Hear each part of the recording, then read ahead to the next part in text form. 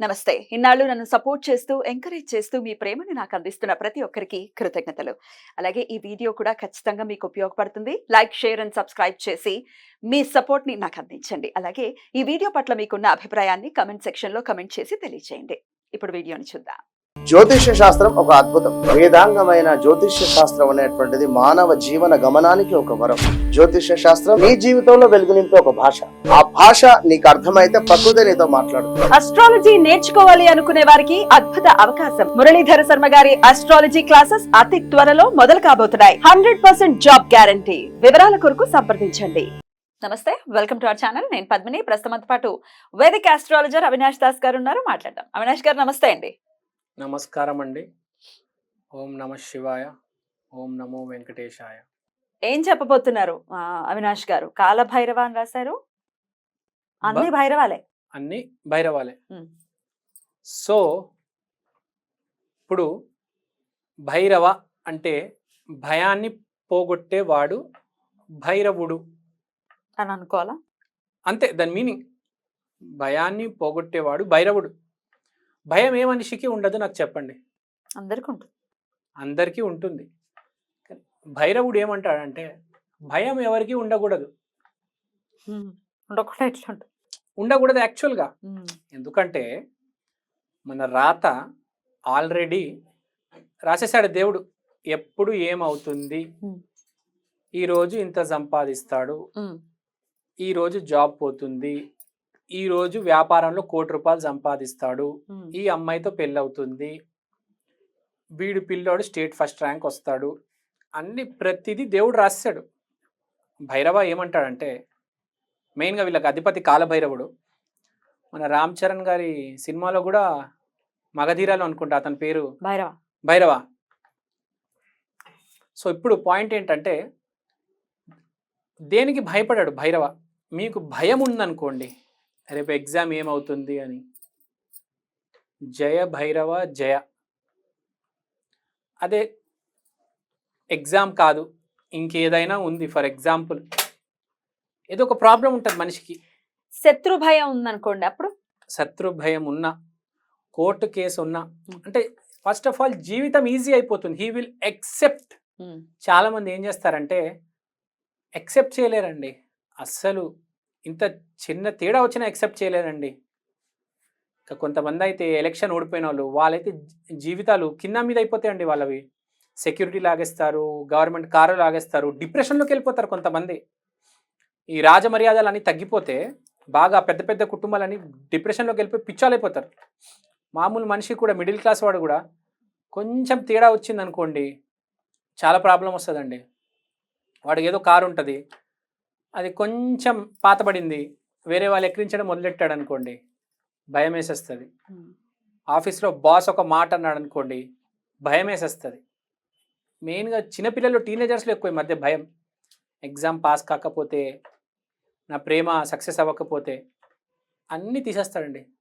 అసలు భయంకరమైన ధైర్యం, డేర్ డెవిల్, ద మాన్స్టర్, రాక్షసుడు. ఇప్పుడు రావణాసుడికి ఎంత కాన్ఫిడెన్స్ ఉంది. అంత కూడా ఉండకూడదు ఓవర్ కాన్ఫిడెన్స్. అంటే మీరు ధర్మ ఓ confidence, I mean to say అంత కాన్ఫిడెన్స్ ఇస్తాడు. ఇప్పుడు ఇప్పుడు మనిషి అన్నాగా ఓడిపోతాడండి. ఇప్పుడు నేను రాముడు గురించి బేసిక్గా ఎగ్జాంపుల్ చెప్పాను. మనిషి అన్నవాడు ఓడిపోతాడు, గెలుస్తాడా? 99% మనిషి అన్నవాడు ఓడిపోతాడు, 1% గెలుస్తాడు. దాని గురించే మాట్లాడుతూ ఉంటాడు. కానీ ఫెయిలియర్ వస్తుంది కదా 99%, అప్పుడు భయపడతాడండి. ఎవడికి కనిపించడు, ఎవడు ఫోన్లు ఎత్తాడు, ఎవడికి జవాబులు ఇవ్వడు, లోపల భయపడిపోతూ ఉంటాడు. భయం అనేది సర్వసాధారణమే, ప్రతి మనిషికి ఉంటుంది. అయితే మీరు ఇప్పుడు కాలభైరవుణ్ణి ఇట్లా గ్రహాలతో కూడా లింక్ చేశారు, ఏం చెప్తున్నారు? 64 భైరవాల్లో మెయిన్ 8 భైరవాలు, 9 main. He's the sum of everything. సూర్యుడి నుంచి అన్ని గ్రహాలు వచ్చాయి కాబట్టి అష్టభైరవులు అంటారు ఇవి. ఓకే. సో అష్టభైరవుల గురించి మనం మాట్లాడదాం. ఇప్పుడు స్కంద భైరవ కుజగ్రహానికి సంబంధించింది. సో మీకేమైనా ల్యాండ్ ఇష్యూస్, పోలీస్తో ప్రాబ్లం, అన్నా తమ్ముళ్ళతో ప్రాబ్లం ఉందనుకోండి, స్కంద భైరవ ఆరాధన చేయండి. ఎలా చేయాలి? సేమ్ స్కంద భైరవ నమో నమః, లేకపోతే జయ భైరవ జయ, ఈ రెండు అంటే చాలు. చేస్తే మీ ప్రాబ్లమ్స్ తగ్గుతాయి. మెయిన్గా కాన్ఫిడెన్స్ వస్తుంది, నేను ప్రాబ్లం దాటగలను అని. ప్రాబ్లం అనేది మనిషి కన్నా గొప్పది కాదండి, మనిషే గొప్పడు ప్రాబ్లం కంటే. కానీ వాడు భయం అని చంపేస్తుంది. ఏ రోజైతే మనిషి పైకి వచ్చి ఆ ప్రాబ్లమ్ని చిన్నగా చూస్తాడో ఆ రోజు దాటేస్తాడు. దీనికా నేను ఇంత భయపడ్డాను అనుకుంటాడు కదా. దాన్ని దాటిన తర్వాత తెలుస్తుంది. డెఫినెట్ గా దాటాలి కూడా ఆ సమస్యని. రైట్. అప్పుడు మార్స్ కి సంబంధించి అయితే స్కంద భైరవ. స్కంద భైరవ ఇక్కడ భైరవుడు చెప్పేది ఏంటంటే, నువ్వు దాటావా దాటలేదా అని కాదు, భయం ఉండకూడదు, కాన్ఫిడెన్స్ తో ఫేస్ చేయి. ఫెయిల్ అయిపోయా అయిపోని, బీ రెడీ టు యాక్సెప్ట్. చాలా మంది యాక్సెప్ట్ చేయలేరు, ఆడమ్మాయి పుడితే యాక్సెప్ట్ చేయలేరు, కొంతమంది ఏడుస్తారు. యాక్సెప్ట్ చేయడం రావాలి దేన్నైనా. నెక్స్ట్ క్రోధ భైరవ శాటన్. ఎవరైతే కష్టపడలేకపోతున్నారో, ఒళ్ళు కదలడం లేదో, ఇంకా అసలు నేను కష్టపడలేనురా బాబు, నేను జిమ్కి వెళ్ళలేను, నేను యోగా చేయలేను, ఎరోబిక్స్ చేయాలని ఉంది, యోగా చేయాలని ఉంది, జిమ్ చేయాలని ఉంది, అలాంటి వాళ్ళు క్రోధ భైరవ ఆరాధన చెయ్యండి. విపరీతమైన రిజల్ట్స్ వస్తాయి, చాలా ఇమ్మీడియట్ రిజల్ట్స్ వస్తాయి. కానీ ఒకటి గుర్తుపెట్టుకోండి, ఈ ఆరాధన చేసే ముందు రుద్రాక్షరం వేసుకోవాలి కంపల్సరీ. రుద్రాక్షరం వేసుకున్న తర్వాతనే ఇవన్నీ చేయాలి. తర్వాత అసితాంగ భైరవ, గురు రూపం. సిచ్యువేషన్ అర్థం కావట్లేదు కానీ దాన్ని దాటాలి, చాలా క్రిటికల్గా ఉంది, చాలా కాంప్లెక్స్గా ఉంది, జీవితం ఆగిపోయింది, ఇరుక్కొని ఉన్నది, లేకపోతే గురుదశ మొదలైంది, లాస్ మీద లాస్ వస్తుంది వ్యాపారంలో, ఏం చేయాలో అర్థం కావట్లేదు. అలాంటప్పుడు వీరు ఒకటి అరుణాచలంకి వెళ్ళడం, 2 అసితాంగ భైరవ ఆరాధన చేయడం చాలా ఇంపార్టెంట్. అసితాంగ భైరవ. కొంతమందికి నేను ఏం చెప్తానంటే, గురు దశ నాశనం అయిపోయింది, మొత్తం క్లోజ్ అయిపోయింది.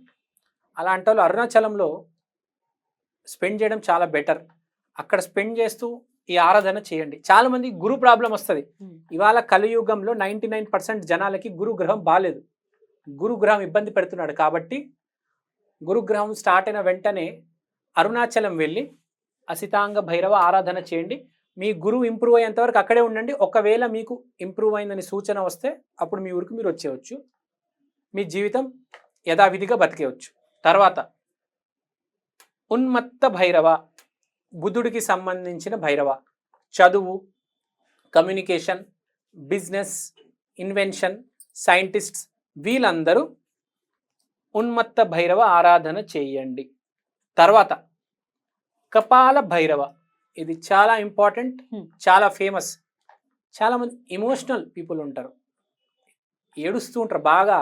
కొంతమంది ఊరికే చిన్న చిన్న దానికి ఏడ్చేస్తారు, చిన్న చిన్న దానికి ఎమోషనల్ అయిపోతారు, డిప్రెస్ అయిపోతుంటారు. అలాంటి వాళ్ళు కపాల భైరవ ఆరాధన చేసుకోవడం సూపర్. తర్వాత సమహార భైరవ, రాహు పేరులోనే ఉంది కదండి, అవతలాన్ని మాట లేకుండా చేయడం, ఫినిష్ చేయడం, సమహార భైరవ రాహు. తర్వాత భీషణ భైరవ కేతు. ఏంటిది? ఏదైనా ప్రాబ్లం చాలా క్రిటికల్గా ఉంది, భార్యను భర్తను విపరీతంగా వేధిస్తున్నారు, లేకపోతే తండ్రి విపరీతంగా వేధిస్తున్నాడు, సమ్మన్ దాని నుంచి బయట ఎలా పడాలి? భీషణ భైరవ. కాంప్లెక్స్ ప్రాబ్లం, భీషణ భైరవ బయటికి తీసుకొస్తాడు. తర్వాత రూరు భైరవ, వెరీ ఫేమస్, చాలా ఫేమస్ నార్త్ ఇండియాలో. శుక్రుడు కాబట్టి ఎవరైతే డబ్బు ఉంది బయటికి తీద్దామనుకుంటున్నారు, వ్యాపారాలు చేసి అభివృద్ధి రావాలి, మనం ముందుకు పోవాలి, మనకు పేరు ప్రఖ్యాతి రావాలి అన్నవాళ్ళు రూరు భైరవ ఆరాధన చేసుకుంటే చాలా మంచిది. ఇంకోటి, ఈ అన్నిటికీ అధిపతి, ఈ అష్టభైరవులకు అధిపతి కాల భైరవ. ఇతనికి ఆరాధన చేస్తే అందరికి ఆరాధన చేస్తున్నట్టే. రైట్. ఈ కాలభైరవ ఆరాధన ప్రత్యేకించి ప్రతి బహుళపక్ష అష్టమి రోజు కాలభైరవ ఆరాధన చేస్తారు. సో ప్రతి అష్టమి రోజుకి కూడా స్వామిని ఏ ఏ సమస్యలు ఉంటే ఎలా కొలవచ్చు, ఏ నామంతో కొలవచ్చు అనేది చెప్పారు కాబట్టి చక్కగా చేసుకోవచ్చు. అంతేనండి? అష్టమి మంచి వర్డ్ వాడారు. అష్టమి అనేది భైరవకి చాలా ఇష్టం. ఏ ఆరాధన అయినా అష్టమి రోజు మీరు మొదలు పెడితే అద్భుతంగా ఉంటుంది. ఐ మీన్ టు సే, ఇంకోటి, భైరవ ఆరాధన అనేది ఓన్లీ బటుక భైరవ ఆరాధన మాత్రమే ఇంట్లో చేసుకోవాలి. ఈ ఆరాధనలు ఇంట్లో చేసుకోకూడదు, Hmm. బయట టెంపుల్లో Hmm. లేకపోతే ఎక్కడైనా బయట పార్క్లో చేసుకోండి, మీ ఇంట్లో మాత్రం చేసుకోవద్దు. ఇంట్లో ఓన్లీ బటుక భైరవ ఆరాధన ఈజ్ అలౌడ్. Hmm.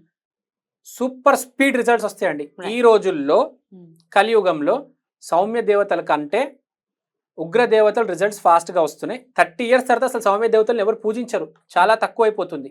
ఇది నా ప్రిడిక్షన్. మొత్తం ఉగ్ర దేవతలే, ఎందుకంటే ప్రాబ్లమ్స్ ఎక్కువ ఉన్నాయి. ఎవరికైతే ప్రాబ్లమ్స్ లేవో Solutions కూడా కావాలి.